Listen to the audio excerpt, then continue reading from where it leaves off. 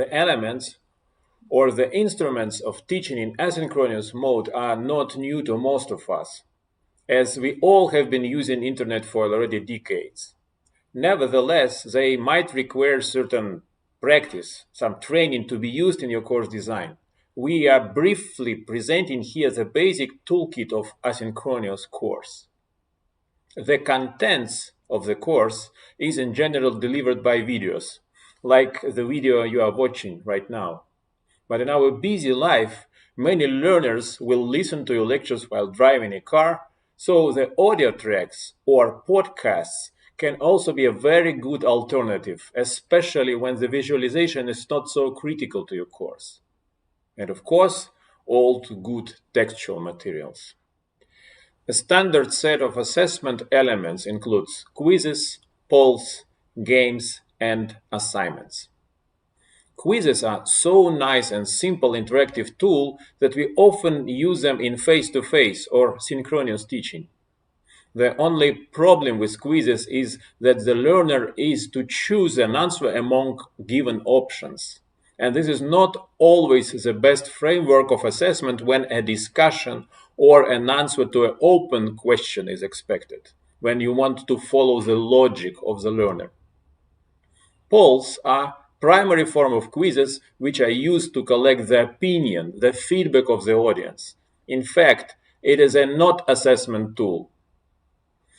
By games, we mostly mean any form of competitive learning engagement when the results of efforts are quantified. Any kinds of digital badges, progress dashboards also add to the gamification of learning that is considered to be a trend in modern education. And classical assignments in which the learner delivers a report in a form of text, in a form of video, drawing, piece of code, or anything can be, of course, a very effective assessment exercise.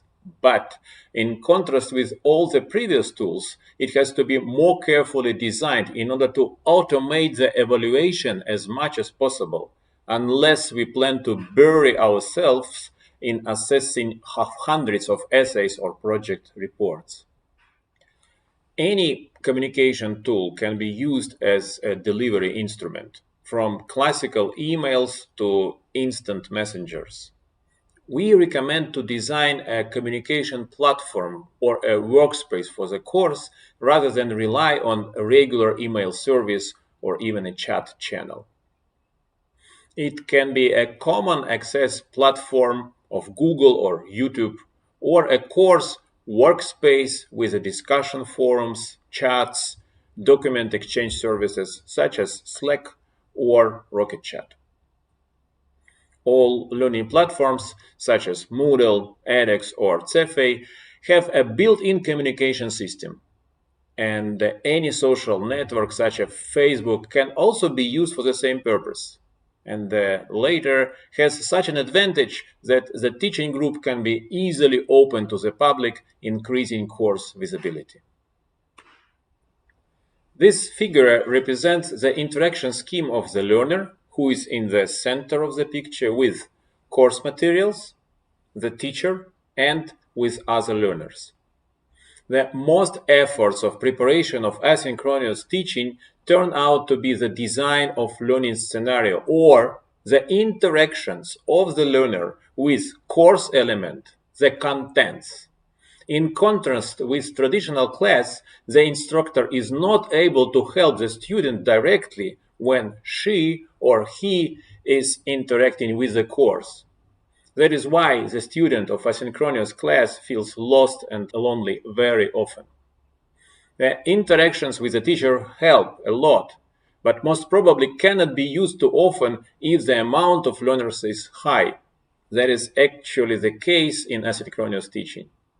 We should try to turn lemon into lemonade and to provoke conversations in the learning group between the learners, to build a friendly community around the goal to learn something exciting, something interesting. Then the students can help each other, but most important, they can socialize themselves.